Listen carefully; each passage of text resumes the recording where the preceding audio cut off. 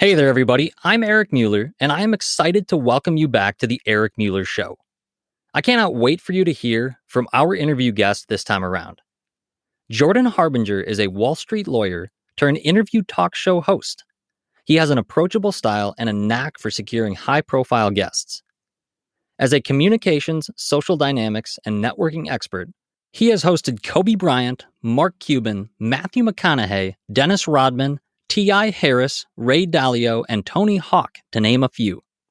His show, The Jordan Harbinger Show, was selected as part of Apple's Best of 2018. On The Jordan Harbinger Show, Jordan deconstructs the playbooks of the most successful people on Earth and shares their strategies, perspectives, and practical insights with the rest of us. He has hosted a top 50 iTunes podcast for over 14 years and receives over 11 million downloads per month, making The Jordan Harbinger Show one of the most popular podcasts in the world. Get ready to learn from one of the best podcasters to ever rock the mic. Let's go to the interview.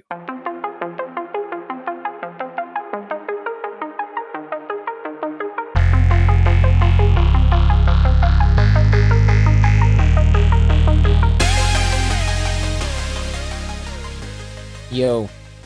Jordan. How's it going? Good, man. Welcome to the Eric Mueller Show. Thanks. How's Awesome. that closet? How's that acoustics? Yeah, man. I mean, welcome to the Eric Mueller Show studio. You know, closet central. I don't need these, man. I don't want to make you look bad. Take these down. I got to get a new webcam. I mean, the Mac FaceTime cam really isn't good. I mean, obviously, I don't have. It's not the Mac FaceTime camera. It's like it's so small that it can't take in light. You know. Okay. And then when you're in a closet. Yeah. And there's no light. Yeah. You know. Yeah. But if you had like a DSLR, it would probably look fine because you'd have a lens that's so big it would, take in a lot more light. For real. Yeah. Yeah. Starting from humble beginnings. Starting at, the closet studio here in Iowa. Getting Yeah. Well, you got to start somewhere. I was in a basement. It wasn't even my basement. I had to borrow a basement to start my show. Yeah. Yeah, and I mean, being the host of the Jordan Harbinger Show. So, first and foremost, thank you for being on my podcast. Sure. Appreciate that. Yeah. But man, 11 million downloads per month, an award of Best Apple Podcasts in 2018. I mean, wow. How did you build such a strong listenership of your show, Jordan? It actually comes down to, this is going to sound so not brilliant. This is going to sound so pedestrian that it's almost going to sound insulting and cliche, but I'm going to try anyway. So when I first started podcasting, I was thinking, what do I want from people? I want free shit. That's what I was thinking. I want free books. I want free coaching, whatever. And I started that way and it was okay. It's 2006. It worked. And then as I started to get more involved in podcasting, I started to follow my own interests, but I was thinking like, what would I want to hear? And now I only think about what's good for the audience, basically. Like, I'm not trying to create for everyone else. I'm still creating for myself. Like, I still create things that I'm interested in. I'm having a conversation for myself in a lot of ways. But every single minute that I'm recording something, I'm pretty much thinking, like, who's listening to this? What do they want? What do they care about? And I don't think about myself at all. And so that makes a huge difference, because if you look at a lot of these clown-ass suckers on podcasts, right? Like, if I look at all these, like, I'm going to teach you how to make millions of dollars in real estate. Okay, that sounds like it's about the audience, but it's really about that fake-ass guru trying to make money online. Sure. So that stuff doesn't have legs. It doesn't keep you listening for 5-10 years. It keeps you listening for like 5 or 10 weeks until you're like, oh, well, that didn't work for me. So now I'm on to the next scammer who's talking about drop shipping fidget spinners from Amazon. Right. So if I'm thinking what's good for the audience, I'm playing such a long game that I don't have to build 10,000 new listeners per week, because I can build 10,000 new listeners per year, but I keep it going for 15 years, right? That's how this is built up. It's been a snowball, one flake of snow at a time, versus trying to get a rush on it so that I can get my 15 minutes and then monetize it. I'm not thinking about that. Yep. So kind of boiling that all down, what advice would you give someone aiming to build and grow their own podcast? I would say think about what's in it for the audience. Like I'm a lawyer by trade, right? Or I was. I mean, I technically still am, but I don't practice. I am as a lawyer, you are an advocate for your client, right? So you are like, you don't tell the client what you want to do.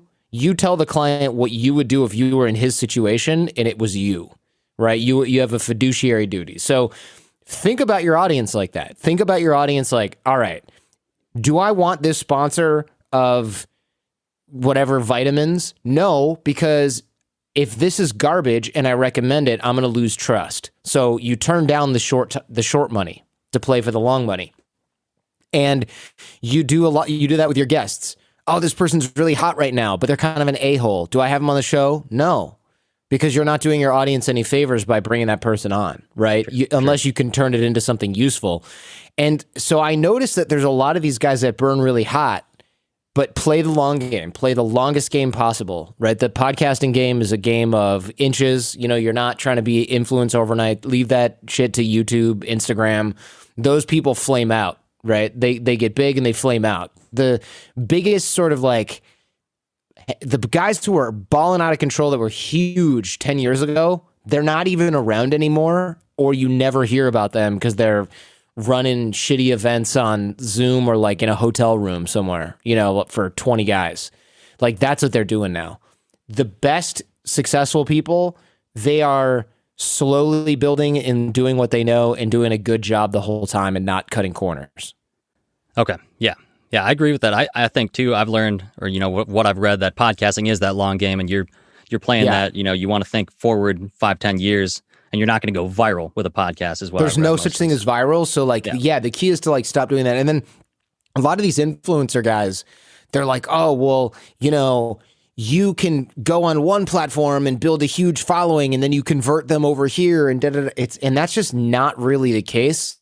You know, a lot of these people that try and build 2 million followers on Instagram, they can't convert them to podcast followers. It just doesn't work.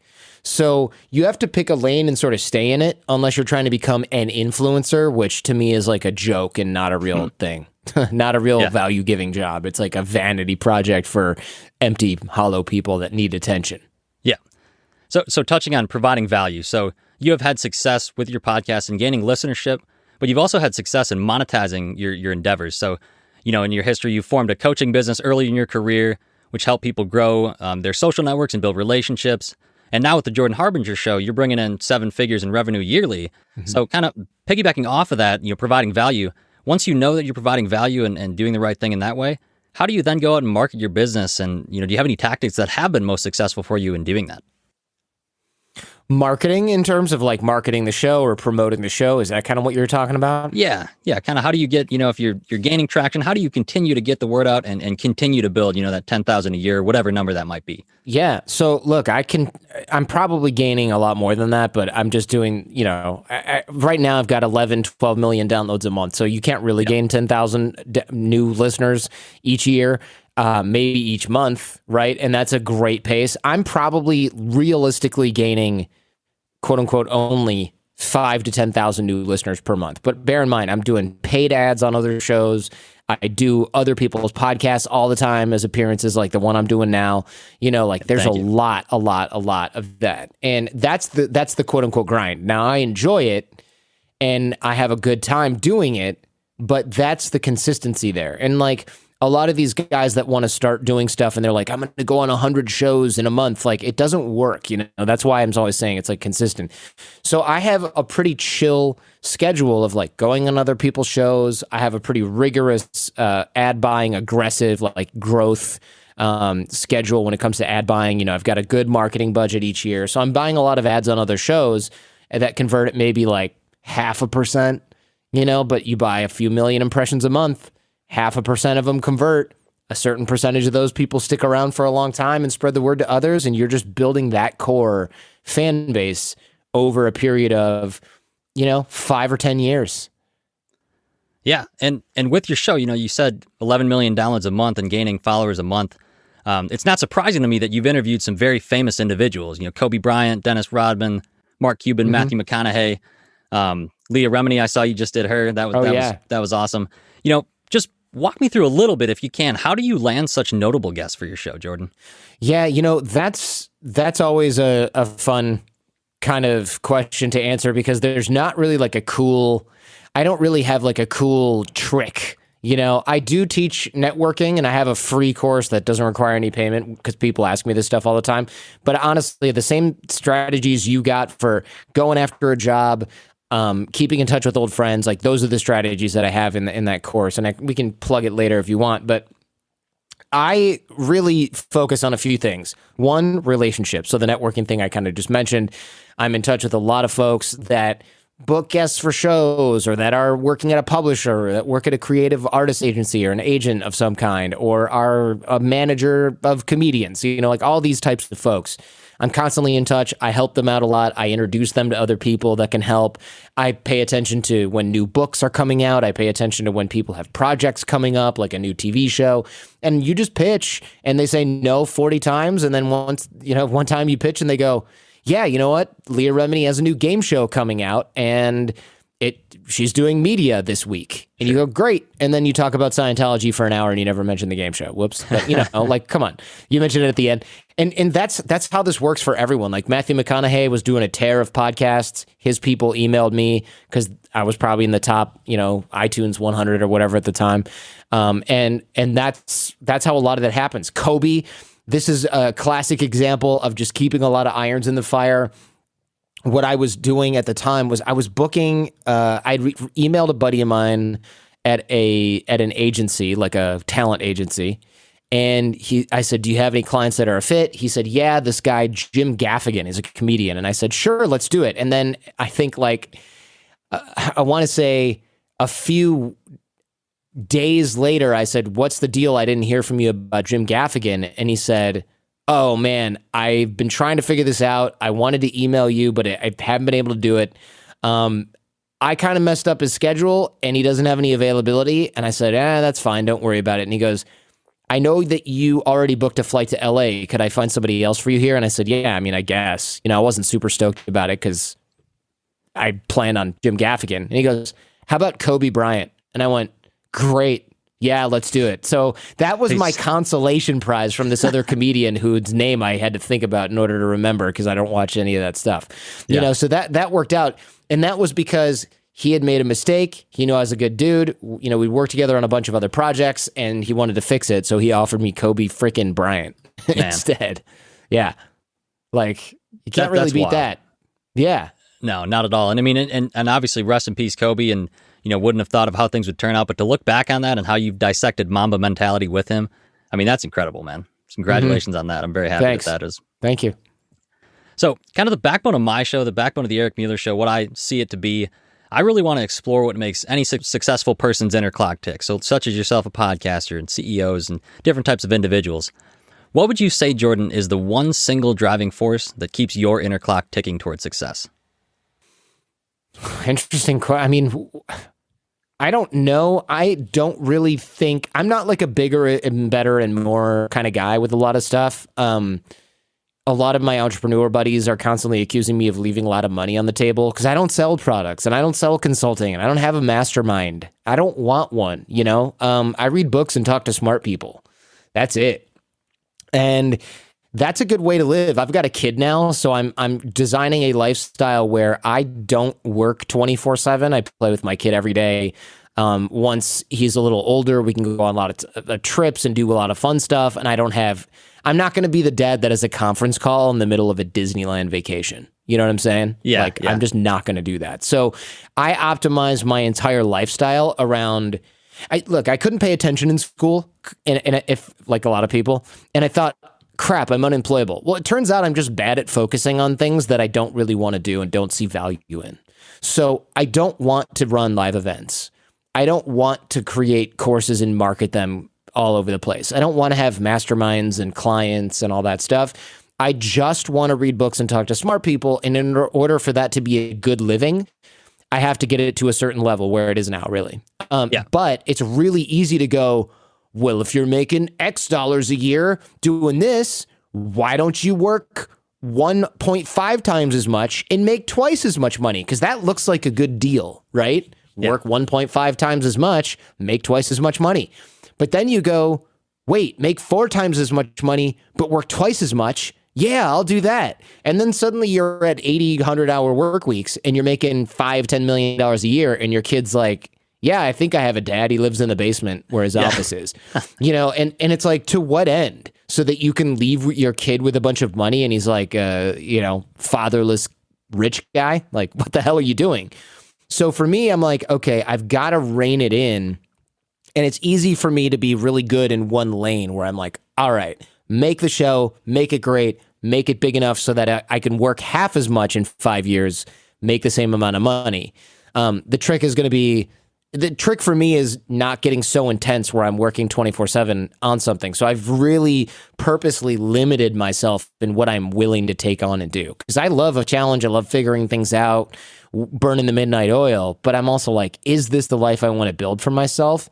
Not really. And I know a lot of guys that lived that way and then burned out. And they're like rich, single, not super healthy, trying to make up for 20 years of damage. And I'm like, not doing that to myself. Yeah. Yeah, and you touch on your work-life balance and, not want to work 24/7. But I'm curious, when you produce 3 episodes per week for your show currently. Yeah. How much time goes into each one of those episodes? I know I've read you do a lot of research on your guests, maybe 8 to 12 hours of that, but just in total, can you put a number on how much per episode? Yeah, I would say for me, each episode takes somewhere between 8 and 10 hours, right? Okay. For me personally. But then it gets handed off to an editor and then there's a show notes, right? There's other people working on that stuff that work with me. But for me, each one is like 10 hours. Okay. So I'm working, let's say 20 hours a week plus on the interviews. My Friday episode is advice. So that's a little bit of a different time commitment, a little bit less. Sure. And then the rest of it is like me reading. I guess you'd count those in the 10 hours. Me doing other people's shows, me doing stuff like I answer probably an hour and a half worth of fan mail every day, DMs, all that stuff. I like to go outside and walk, I work out, I study Chinese, right? So I do a lot of that stuff and it seems like I'm busy, but if I was talking to my wife and I was like, she's like, you're so busy, you can't do this. Oh, you're so busy, we can't do that. And I was like, I can cut back on a lot of stuff. I just need to fill my day up because I'll go effing crazy if I don't, Yeah. But I don't have to do all of the things I do every day. Like, I don't have to take Chinese lessons. I don't have to answer fan mail for 90 minutes a day. Yeah. I don't have to have a workout that day on a given day. Like, I can always take time off. I don't have to go on other people's shows. So if you cut that stuff out, I've got a pretty reasonable work schedule, and I get a lot of ROI for my time. Yeah, most definitely. And I love how you touch on the, just goes back to that balance. Like you want to produce quality content, but you don't want to over, encumber yourself, and you want to be able to spend time with your wife and your child.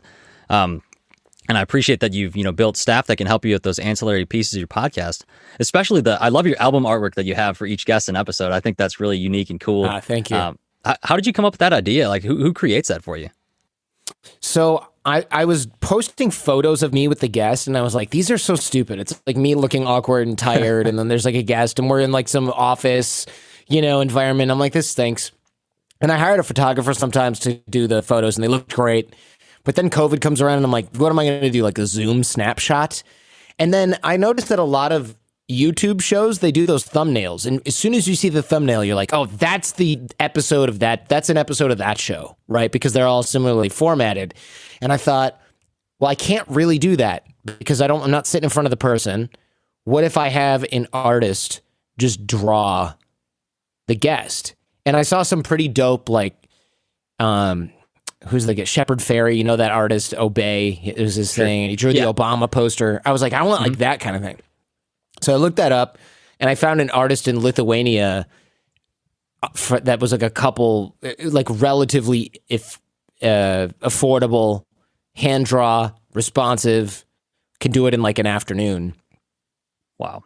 So I was like, all right, I want to do this. Then I can take the headshot of each guest, which is never formatted the same, never looks the same. Yeah. And I can actually create like solid branding across the whole catalog of shows just by having that. So I've got branding that works there.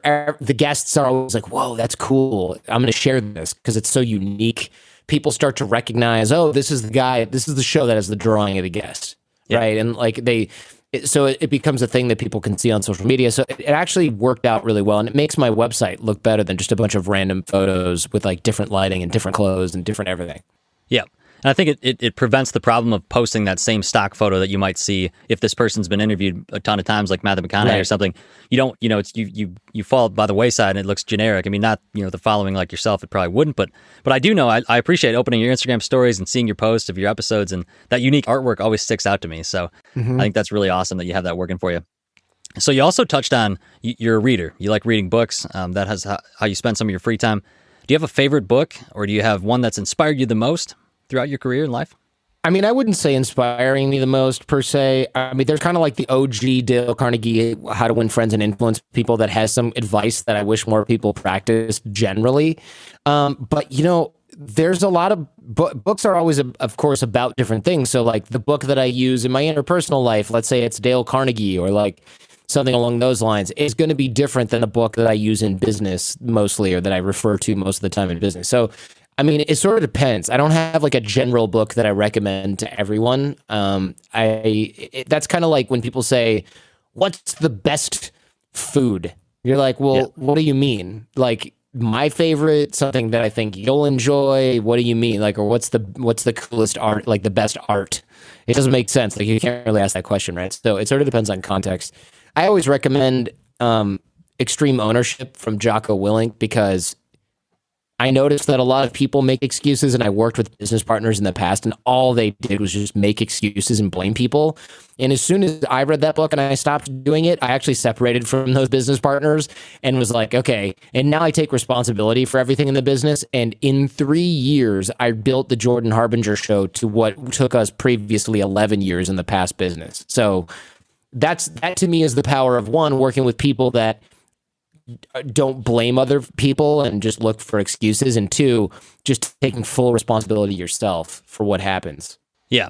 And just touching a little bit for the audience that, maybe is not as akin to your career previous to the Jordan Harbinger Show, walk us through just briefly, you go to law school. How do you go from being, a practicing lawyer? I know the financial crisis did something with your job there, but how does it go from that to then becoming a podcaster and a radio personality to landing on Sirius XM with a show, and then leading on to some coaching businesses? Just walk us through that a little bit, if you wouldn't mind. Sure. So I started off as a Wall Street attorney. When I was working on Wall Street, my boss at the time was a partner that was never in the office. And I was like, man, how do you not have to come to work? Like that, I think that was kind of like my main question. I was just like, wait, how is it that you just don't need to come to work? And it was kind of like this amazing moment where I looked at him and I thought, like, if I cannot come to work, then I won't get fired for being a dumbass who doesn't necessarily belong here. That was kind of like my imposter syndrome talking. So what I did is I tried to figure out how to work from home. Turned out he wasn't working from home. He was bringing in business for the firm. And I was like, oh, that's obviously the key to that's the key to becoming a partner early, not getting fired. Like, bring in so much business that they can't fire you if you're a moron, because you're bringing in business. So I started to learn networking and relationship development. And that was the beginning of me studying all these things like body language and vocal tonality. And I was teaching it at the law school. I started teaching it informally. I started recording my conversations, teaching this to other people, put that up in a podcast form in 2006. That got popular, turned it into a dating and relationships focused show because I was more interested in that stuff at that age anyway. And then that grew into a pretty large coaching business. And then that was the business where I was like, all right, I kind of need to bounce from here. I moved to New York, took the job as the attorney full time, still working on the podcast, picked up by Sirius XM satellite radio. That helped us grow this coaching company, and that's the company that I left. And I was like, okay, now I'm going to simplify. I don't need to coach and consult and run live events and sell online products. Like, this is what I like doing. This is all I'm going to do. Thank you for sharing that. I know that clears it up. The audience really appreciate that, and they can read more on your website. If you go read, the about section on your website, I know you talk about that gentleman at the firm, Dave. And I thought that was a really cool story, how it kind of piqued your interest in that third, road per se. So in being, a full-time podcaster now and in a radio personality, is there a common myth that you want to debunk about podcasting itself or being on the airwaves? Can you give me an example? Because I don't know if I have one now that you mention it, right? Yeah, I think it probably goes along the lines with not, the viral aspect. I think people, at least what I've read, when someone builds a podcast who's naive to it, they want to see it boom. They want to see it grow quick. Mm-hmm. And everything I've read, from whether it's Gary Vaynerchuk or, John Lee Dumas, it just does not happen. It's Right. months to years to do that. So, I mean, I think that's the one myth I've heard some people say. I just wasn't sure if you had a different take on, something else that people always say about podcasting that you're just like, this is not true, man. I think a lot of people try and say that you can make a bunch of money podcasting, which I mean is technically true, but it's also like saying, hey, if you want to get rich, go work in Hollywood and become a movie star, because the odds are pretty much the same. Like, I think the top 1% of podcasts, the top 1%, right, of millions have 40,000 downloads per episode. You probably aren't going to make a living if you have 40,000 downloads per episode. If you release multiple times per week and you're somehow selling out sponsors, maybe you've got a good niche, good sales team, you've got a good split that they're giving you, you might do okay, but you're not going to end up living, in Silicon frickin' Valley. You might be able to live in the Midwest, which is fine. I grew up there, but like, you're not going to make like even engineer money or lawyer money having a podcast that size.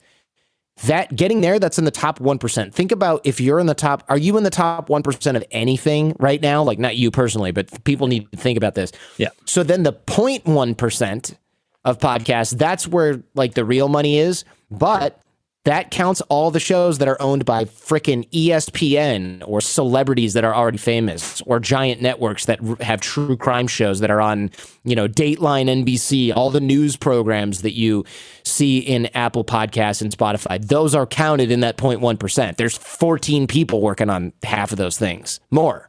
Yeah. Right. So then you got to think, okay, well, they're getting X number of downloads. Maybe that's a 7-figure business. Cool. But now you got 25 employees working on that. That 7 figures ain't shit, right? Yeah. Candidly, like, to say it like to not sugarcoat it. So now you've got to have a huge ass show that's in the 0.01%, or have a really small team that's really profit margin focused and effective. And now you're making that lawyer money doing your podcast. Yeah. So yeah, you can make money podcasting, but it's generally crap money, and you have just as good of a chance of making money podcasting as you do becoming a hit on YouTube, right? Yeah. Like, or TikTok or whatever. Like, it's not a good bet, period. So I wouldn't take it. Yeah. I like the example of move to LA and try to be an actor. I mean, or an actress. I think that's a great example. I mean, you're throwing, I think that's awesome. It's the difference between, like, people go, oh, well, what if I start this? Or I'm either going to do this or become a big podcaster. And it's like, you have a better shot at making a living wage and surviving and retiring at a reasonable time if you get a frickin' job and you invest 15% a year or whatever it is in index funds and you go about your life. But people don't want to do that. They want to seek ego and vanity. And what the irony is that a lot of people at the top of the podcast game, they don't care about that. Like Dan Carlin from Hardcore History is not sitting around here fanning his you-know-what because he's made it big. I don't really think about it that much. I'm not on Instagram. I answer my DMs there. I'm not trying to get big on TikTok. I don't screw around with Clubhouse. None of that matters to me. Yes, there are influencers that run their big podcast or whatever, but most of those guys are just selling courses on how to get big in podcasts so that they can make more money and they can use it to fuel their influencer engine. Most of them are not creating anything worthwhile. Yeah. And they're making their money on those courses about maybe how to podcast rather than just the quality of the content and running ads. Exactly. Right. Because their audience leaves after 10 weeks. So they're sick of hearing the same shit. Yeah. The trick is to make something good that people care about, not just hype people up into buying your seminar. Yeah. Provide value. Cents. Yeah. Exactly. I think that hits the nail on the head there. And, so let's say you could shoot and try to be in the 0.1% of podcasts, and you could put 0.1%, you could put an actual number on that. But generally speaking, do you have a particular definition of success, what you believe a successful person is? It's hard to say. I think, happiness, success, whatever. I don't know if they're exactly fungible. I mean, I think people should probably define success by whether or not that person is generally happy. I know a lot of people, especially like in the Midwest where I grew up, and I was always kind of, and almost still am, sort of envious of the friends of mine that graduated from high school, went to a local university, got a degree in building engineering or something like that, got married when they were 23, had a bunch of kids. They're fine. They go on vacation. They go to Disney World. They go hang out. They can go to frickin' Paris once or twice in the next 10 years to celebrate their anniversary with their wife if they want to. Their kids are happy. They live in a decent home in the area where I grew up. And they are like perfectly happy being done with work at 5:30 and watching TV at night. Yeah. And I'm like, and a lot of people go, yeah, that's the sheep, man. I'm like, no, those people have it figured out, dummy. Like, they get it. It's the guy who is insufferable and insatiable and is working in New York and has an office open on Christmas because he's got to do financial derivative shit to make his $10th million of the year, who has estranged kids and 2 ex-wives, but he's got a boat. Those people are effed up and don't have anything, really. So for me, the successful person is the teacher who married another teacher and goes to Italy every year and drinks wine and eats a bunch of cheese because they have 2 months free. Yeah. Right? Like, those are the people that have that shit figured out.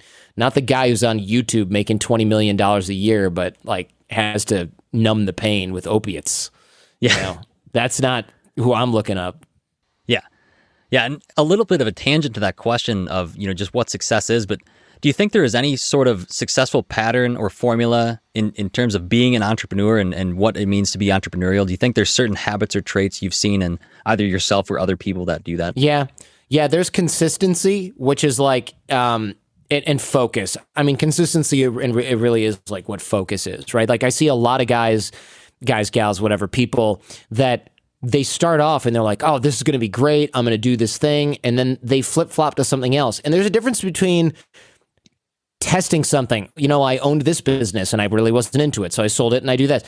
There's a difference between testing things and just having shiny object syndrome and going from one thing to the next. And I noticed that people who are actually successful, they just sit down and they write and they publish something on their blog and then they write a book, and they couldn't really get a traditional publishing deal, but they like writing, so they write again, and then they write for their audience and they sell 1,000 copies on their GoFundMe page or whatever.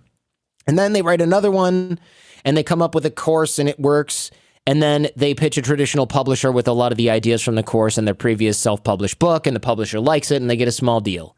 And then they work their way up and they work their way up, and then suddenly they're killing it and making like ridiculous amounts of money from their book or their ridiculous amounts of fans, right? But those people they wrote every day for 10 years. Like those people are focused and successful. The people that don't seem to do anything are the people that one day own an ad agency and the next day they own some sort of growth hacking internet marketing bullcrap. And then the week after that or the month after that, they run some sort of branding business. Like, they're always sort of jumping ship because they don't care about business. They don't care about a craft. They just want to like make money. And they're just trying to figure out how to do it. And those people, they succeed sometimes, but it's much more rare. Yeah, appreciate that answer. And I know we're getting short on time. You were about at 30 minutes, but yeah, Jordan, I really can't thank you enough for being on here. I think you hit on it earlier that you read, for 90 minutes a day, maybe a number, you read fan mail. I mean, that's a large reason as to why I got in contact with you and you connected through Instagram. And so I can't thank you enough for being on here and helping me early on with my show to, learn about what should I be doing, what should I not be doing, and also teaching the audience, what I should be providing value to you. So if I'm not, you should find a different podcast to listen to. So exactly. Well, thanks, man. I appreciate the time. Yep, Jordan, absolutely, man. Thank you so much, and thank Jen as well for setting everything up. Will do. Take care, man. Take care, Jordan.